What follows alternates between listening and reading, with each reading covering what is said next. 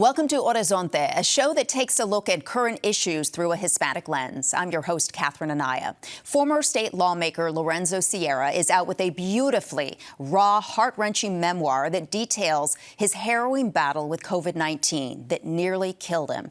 And it happened right on the heels of his wife Rhonda's brutal battle with breast cancer. The book details how they both fought like hell to live. The book is called Fight Like Hell, Love, Politics, and the Will to Live, and it's a book you will not want to put down. Please welcome former lawmaker, husband, father, friend, and fighter, Lorenzo Sierra. So good to see you, my friend. Thank you, thank you. It is such an incredible book. Congratulations. I loved every minute of it. You write so well. Well, thank you. You know, one of the things that, I really wanted to do was, right now, Latinos are having a narrative that isn't reflective of who we are. We're fighters, we're workers, we're family, we love our communities, we're patriotic. And I wanted to give a narrative of who Latinos in America are. And I feel like my story is a very American story, a very Latino story. Yes. So in addition to that, just wanted to really tell the story of what Rhonda and I have been through over the past couple of years. And, you know, the book also served as a bit of therapy for me as well. Well, you did such a great job with all of that. Explain to me what moved you to write this book and really go back and relive some of those dark moments that you are very honest about in your book. What moved you to want to do this? Again, it's telling that story of who we are as Americans, as Latinos, as the very fabric of what this country is. And those are the stories that aren't being told right now. If you look at how Latinos are being perceived in the greater media and by our national leaders, that's not who we are. We are the very fabric of America, and hopefully that gets through in this book. You know, one very kind comment I got from someone that read it was that perhaps this can do for Latinos what Hillbilly Elegy did for Appalachian whites. I don't know if that'll happen, but I certainly hope that people read this and see not only the things that Rhonda and I went through, but also that just the courage that Latinos all throughout our country have every day, fighting every day for their families, for their communities, and hopefully that comes through. You write that at its heart, this book is truly a love story. So I want to start there and kind of work my way back to your COVID battle so that people can truly appreciate the full weight of what you and Rhonda have been through. You met Rhonda not long after her husband had died from pancreatic cancer, and he died 18 days after he was diagnosed, which is so unbelievable. You were divorced, having financial difficulties at the time. How did you both draw from each other and your strengths at such a fragile point in your lives? So Rhonda says something that has very much stuck with me throughout the course of our relationship, and is that we are all broken. Grace is the glue that binds us. And we found grace within each other, and the brokenness that we came into it almost fit like puzzle pieces and allowed us to go through some very catastrophic things. It was just a few months into our marriage that we learned my mother had cancer, and that it was a curable, survivable form of cancer, but we saw just how devastating it was for her. By the time they caught it, it was too late for her. And she was one of those adults back during the recession that lost her access coverage. So, you know, we had to go through that, and then I lost the election, and then we win an election, and then Rhonda gets cancer. And to her credit, she goes, you know, everyone knows us as us, and your political career is on the rise. I want to keep this private, but I don't want people thinking that I've ditched you. So she said, let's put it out there, and let's share this cancer journey. And as we did that, we shared certain parts of it. But when we wrote the book, we went into the real depths of what that cancer fight was looking like. Yes. And it was not easy. It was horrific. And one of the things that also I wanted to do was tell that caregiver's side of a cancer story. We so often hear, and rightly so, we hear about the courageous fights that people have with their cancer battles. But too often we forget about the caregiver and what they're going through as well. So I go through a lot in the book about what it was like to be that caregiver and never feeling like I was doing enough. That so she was going through so many things. She was being so brave, and I was just like, I don't know how to deal with this. Well, I know you explained that so well in how helpless you felt at times. She's going through this while you are now an office holder in the state legislature. How difficult was that for you to manage both? Yeah, so it was, I was city councilman in Avondale. I was on the leadership team of Hillary Clinton's statewide campaign. I was working, I had a full-time job at the same time. But when you're taking care of someone with late-stage cancer, that in and of itself is a full-time job. And it's not just the tasks that are involved, it is the emotion that weighs you down. And unlike a paid caregiver in the healthcare system, I don't get to go home afterwards. I live with that 24/7. So that was the difficult part, is trying to do all these things career-wise, but always being anchored by what we were going through. I don't regret a second of it, but it was so difficult. And hopefully someone reads this and sees in themselves, hey, I have someone who's going through cancer.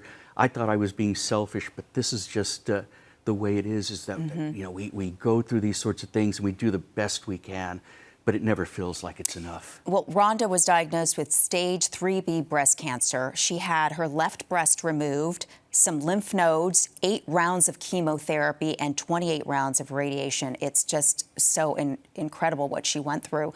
What pulled you both through that, like you explained, a very dark, difficult time? Well, part of it was the job that she had. And she had a job where a lot of students and a lot of kids and a lot of educators were dependent upon the work that she was doing. So that drove her quite a bit.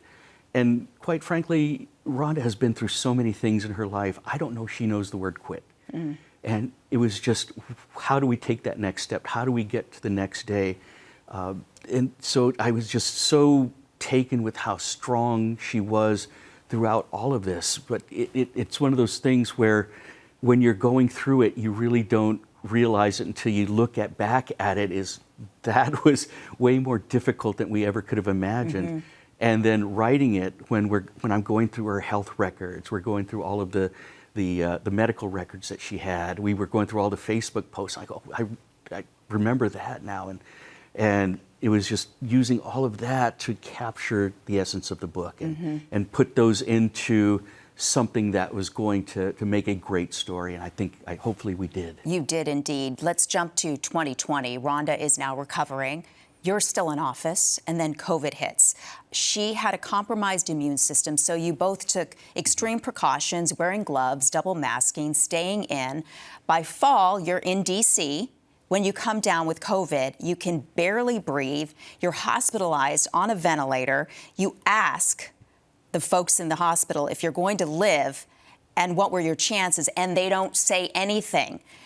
Did you think you were going to die? Death was actually a very strong possibility. I was not afraid of the act of dying. I was afraid of not living, petrified of not living. That on top of the absolute guilt I felt. Rhonda was already a widow. She's already had to bury a husband, and here I am on the verge of making her a 2-time widow. I can't do that. And so right before I was put on the ventilator, she goes, I need you to promise me. I need you to promise me that you're going to fight like hell. And I go, I promise you that I'm going to fight like hell to come back to you. And right before they pulled me on the ventilator, all I'm thinking is don't close your eyes. Don't close your eyes. And you've been to Jose Cardenas's house. Yes. And he's got this mosaic tile of Archangel Michael beating the devil back into hell. And I'm thinking of the prayer, Archangel Michael, Saint Michael, protect us as we enter battle. I knew I was entering a battle that, for every cell in my body. And all I knew to do at that time was just fight as hard as I could. even though I was in a coma, but I knew I had to fight internally with every bit of my soul. Well, you were in a 4-day coma. You still don't remember anything about it? I don't remember anything about it. And the thing is when they put me under, they told Rhonda, expect for him to be on the ventilator for weeks and in the ICU for months. And when I got it, and it was just like within 48 hours, they're like, we've never seen this, but he's getting better. I think it was the prayers from countless people around the world, quite literally. That saved you? Prayers and world-class medical professionals. You dedicate the book to them. I dedicate all the medical professionals around the world went above and beyond and have never gotten the credit that they deserve for everything that they did. And hopefully that's why I dedicated this book. One of the scenes in the book is the day I get my my COVID vaccine. Tell the medical professionals that are doing that, they're all ICU nurses that are administering it. And I said, yeah, I was on a ventilator. And so she brings everyone over and they're getting emotional. They're going, when we see someone get on the ventilator, they don't come off. Wow. And it was like, I don't know how to say anything. You don't know how to respond? I don't know how to respond other than thank you, thank you, thank you to all the healthcare professionals that did all they did during the COVID pandemic. And especially when you look at my community, we were the Amazon workers, we were the food distribution, the food packing plant. All of the people that I was representing were those crucial workers, those essential workers that stayed on the job to make sure that if it was delivered or you bought it, it probably came from people that I was representing. If they were going to fight like hell, so was I. Have your experience shaped how you view the healthcare system, and does it inspire you to maybe run for office again?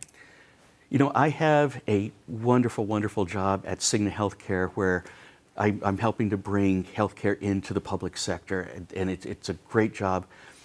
And hopefully I can use that platform to help show, why healthcare is important, why taking care of your health. One of the things that I really want to make sure that I do over the course of my life is, men, get your checks, do all of the things that you need to do to make sure you're as healthy as possible. And if you do have something, let's catch it early. So that way, the earlier you catch something, the more chances you have surviving. And you're not just surviving for yourself, you're surviving for your family and for your community. Well, speaking of that, in 2022, you were diagnosed with prostate cancer, as if you haven't been through enough. Are you still having treatment? I am monitoring it. One of the things is that because my dad had prostate cancer, I had to start getting checked in my 30s and my early 40s. So my checks were coming in very consistently, very early, so that when it was diagnosed, it's still in a form that is very manageable. So right now I'm on observation. And I tell people, thank goodness, of all of the things that can kill me, my prostate cancer isn't going to be that. But I can use the platforms that I have to tell men, go get your checks, especially Latino men. I grew up in a neighborhood where these Latino men, unless a limb was falling off, they weren't going to go seek health care. So it's important for us to take responsibility for us, because what I tell the Latino men is, we got so much going against us, don't be your own barrier. Go to the doctor, get checked. And we're talking about mental health as well, because I know you went through therapy. We're running out of time, so I just want to remind people again, the book is called Fight Like Hell, Love, Politics, and the Will to Live. It comes out October 14th, so please, everybody go out, get it wherever books are sold, and you can also get it on Lorenzo's website, which is lorenzosierra.com. Lorenzo, I've known you a long time. I'm so proud of you for being so honest with this book. It inspired me. It's going to touch so many people. And like I said, I could not put it down. Well, thank you very much. Thank you. I think the world of you. Thank and you. Rhonda. Thank you. I appreciate you joining me. Thank you so much. Good to see you. Thanks. Thanks. And that's our show for now. For Horizonte and Arizona PBS, I'm Catherine Anaya. We'll see you next time.